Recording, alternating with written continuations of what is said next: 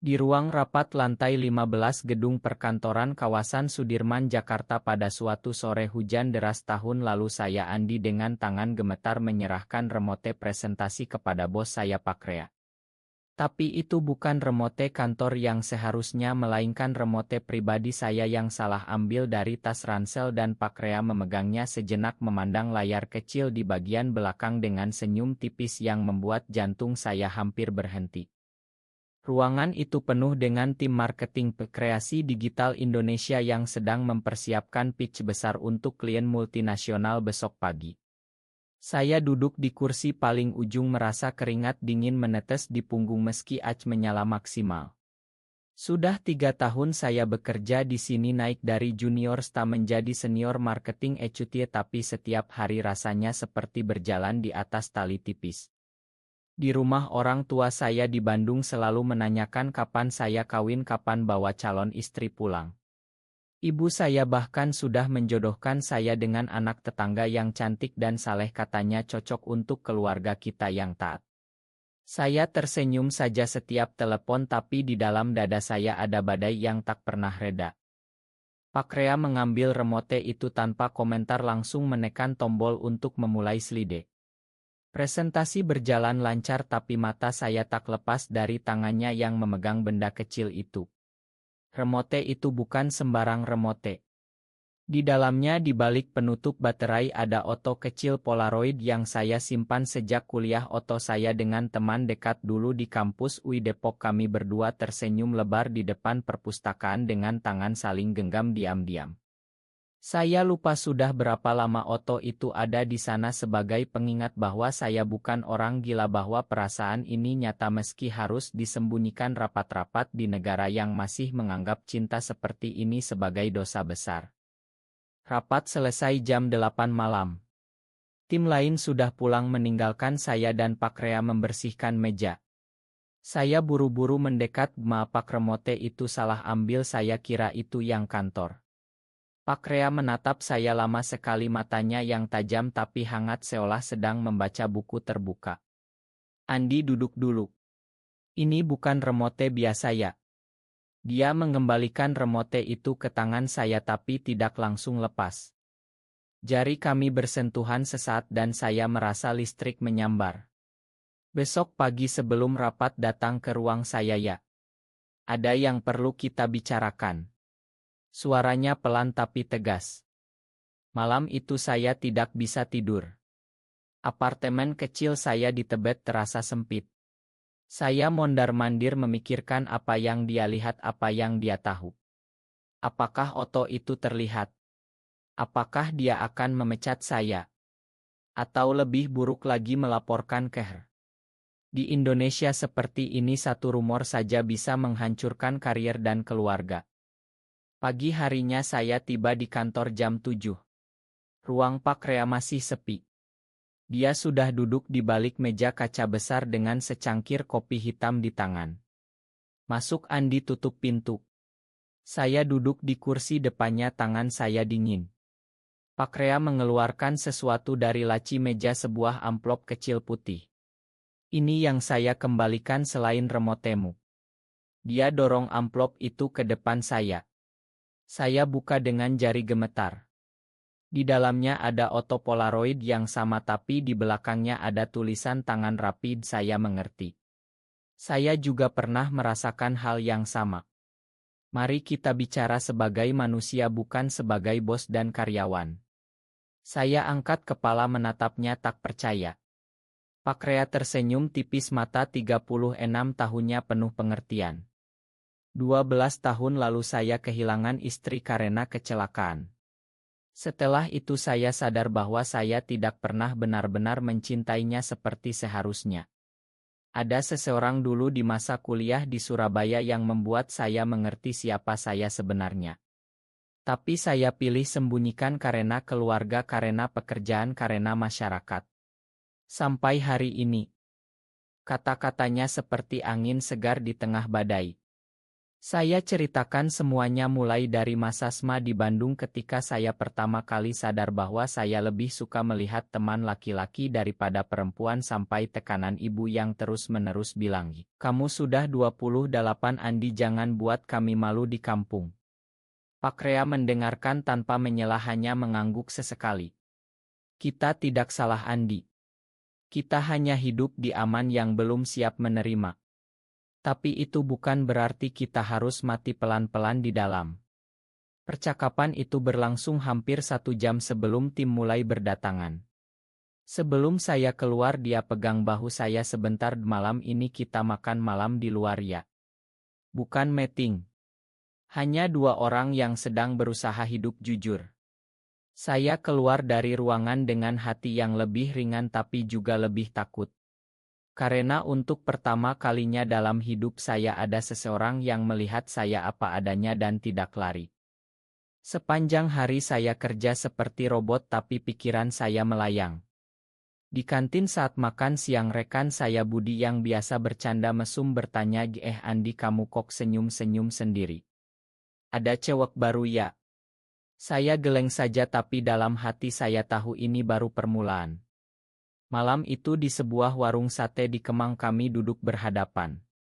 Pak Rea cerita tentang perjuangannya menyembunyikan identitasnya sambil membangun karir dari nol sampai menjadi direktur marketing. Saya dengar dengan mata berkaca-kaca. Ketika dia tanya tentang mimpi saya jawab pelan, saya hanya ingin suatu hari bisa pulang ke Bandung dan bilang ke ibu bahwa saya bahagia dengan siapa saya sebenarnya tanpa takut dia pingsan. Pak Rea pegang tangan saya di bawah meja sebentar. "Kita bisa mulai dari sini Andi. Langkah kecil dulu." Malam itu saya pulang dengan perasaan yang aneh, campuran antara bahagia dan ngeri. Remote yang salah itu telah membuka pintu yang selama ini saya kunci rapat-rapat. Dan di balik pintu itu ada Rea yang ternyata sama seperti saya. 2 minggu setelah malam di Kemang, hubungan kami mulai berubah pelan tapi pasti. Di kantor kami tetap profesional, Pak Rea bos yang tegas dan saya karyawan yang rajin.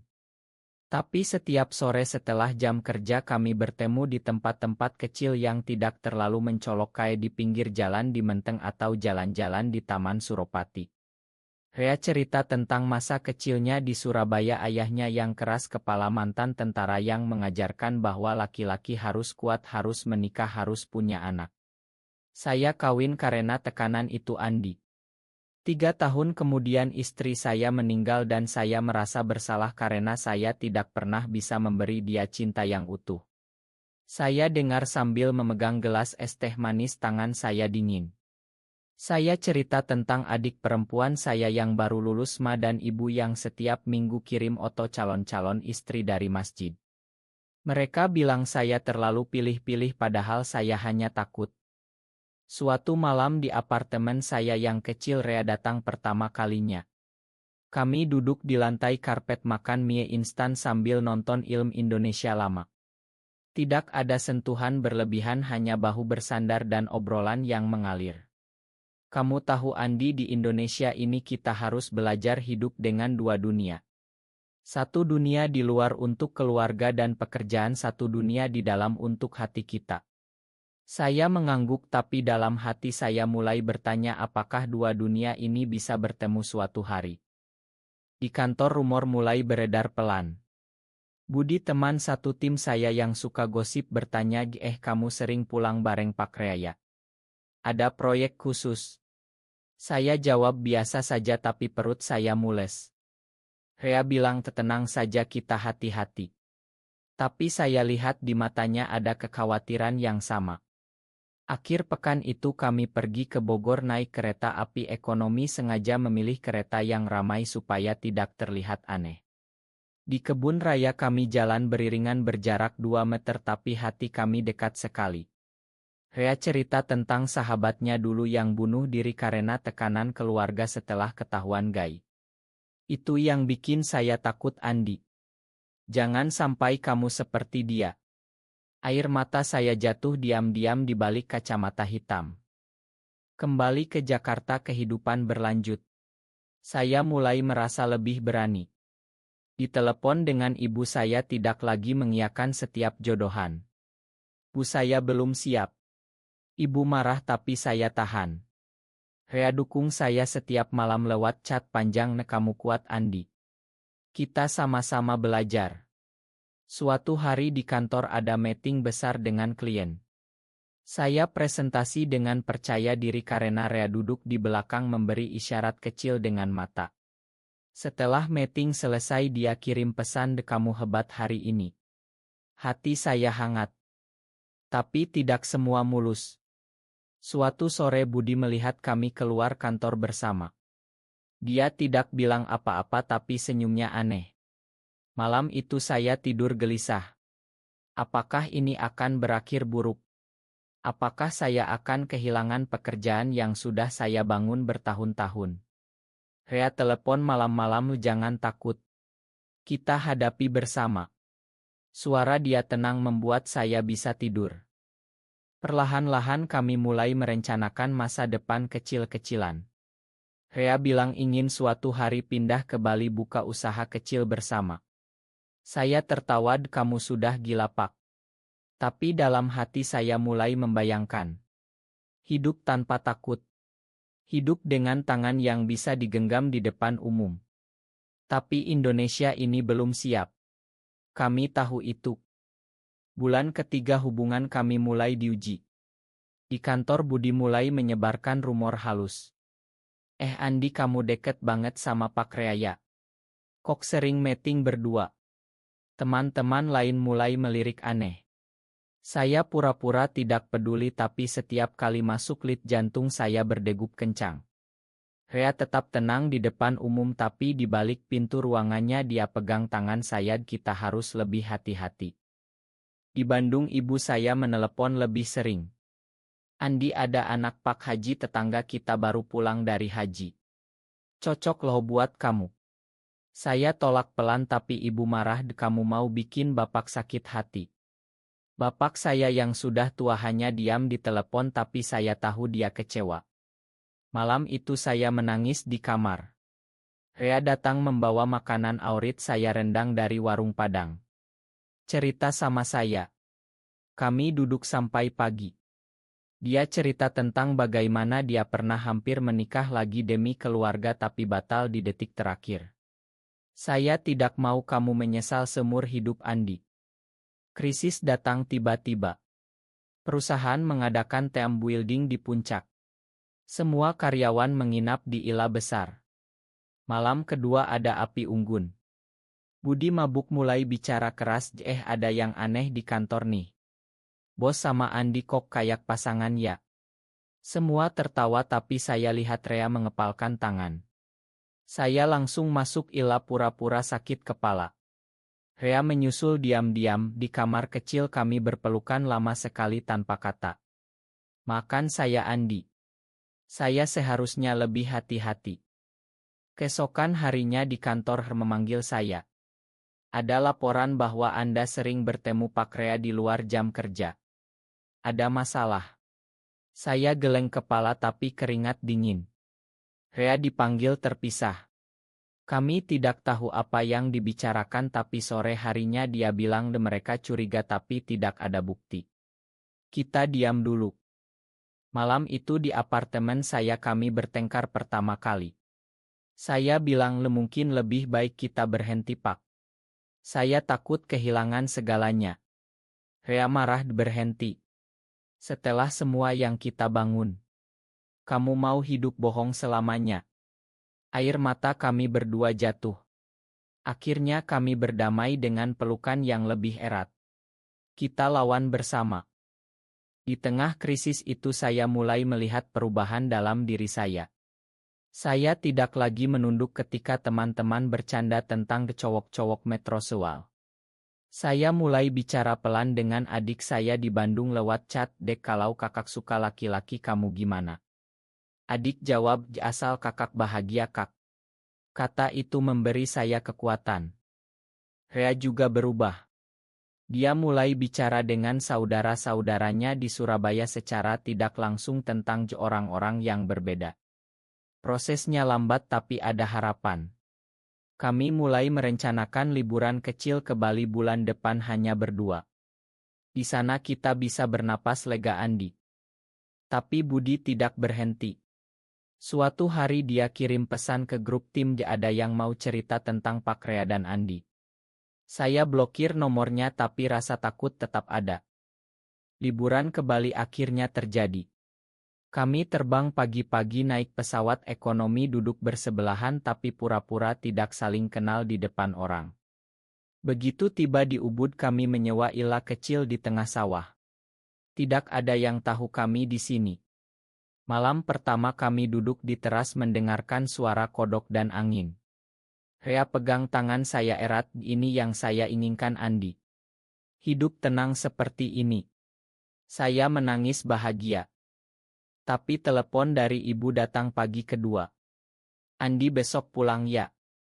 Ada acara lamaran di rumah. Calonnya sudah datang dari Jakarta. Saya mati rasa. Rea lihat wajah saya langsung tahu. Kamu harus pulang. Saya angguk pelan. Malam itu kami berdebat panjang. Saya bilang saya tidak bisa terus begini, Rea. Keluarga saya akan hancur. Dia diam lama lalu bilang, kalau kamu kawin saya akan mundur, Andi. Tapi saya mohon pikirkan hati kamu. Keesokan harinya saya pulang sendirian ke Bandung. Di rumah ibu sudah siapkan segalanya. Calon istri bernama Rina cantik dan sopan. Selama acara saya tersenyum tapi hati saya kosong. Malamnya saya chat Rea, saya tidak bisa, Rea. Saya bilang ke ibu saya butuh waktu. Rea jawab, saya tunggu kamu di Jakarta. Kembali ke kantor suasana tegang. Budi sudah tidak bicara dengan saya. Beberapa rekan lain mulai menjauh. Terpanggil Rea lagi. Kali ini lebih serius. Ada Oto, Anda berdua di puncak. Oto itu entah dari mana. Rea bilang ke saya akan ambil tanggung jawab. Kamu tetap di sini. Saya tidak mau. Kita keluar bersama. Malam itu di apartemen kami packing barang. Rea bilang saya punya saudara di Denpasar. Kita bisa mulai hidup baru di sana. Saya setuju meski takut.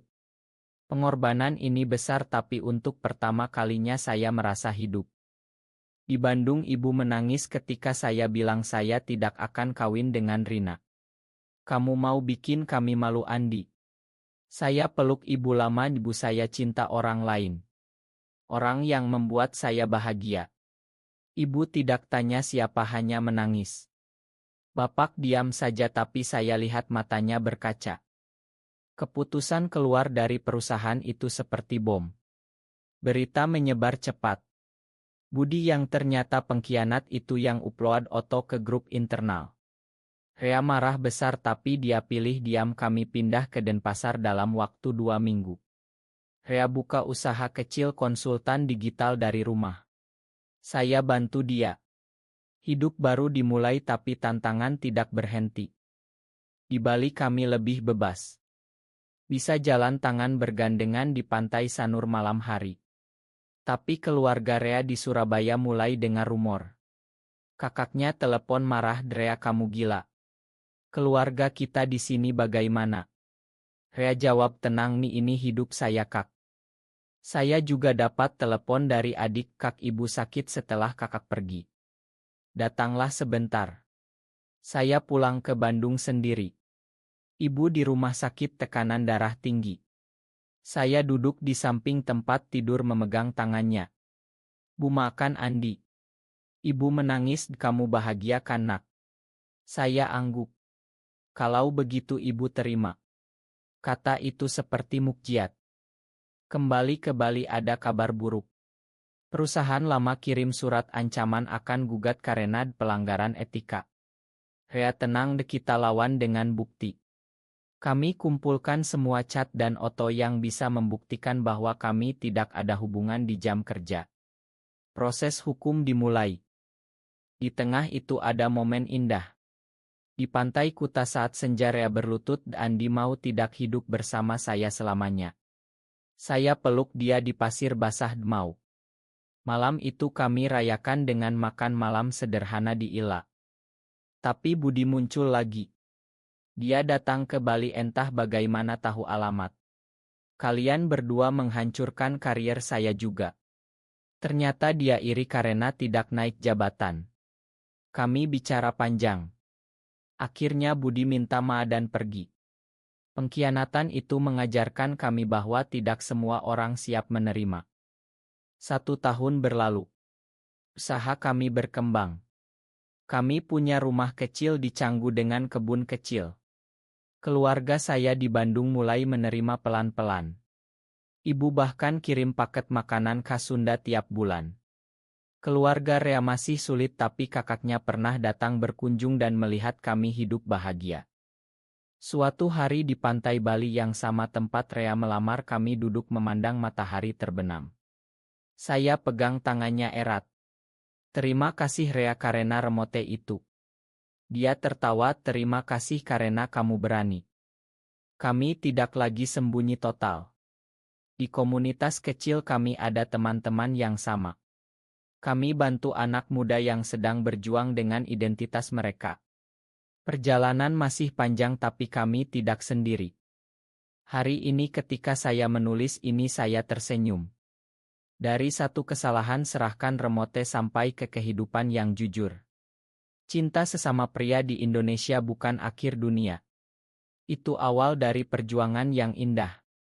Apakah benar bahwa mengikuti hati selalu layak meski harus melawan seluruh norma masyarakat dan keluarga di Indonesia ini? Benar atau salah?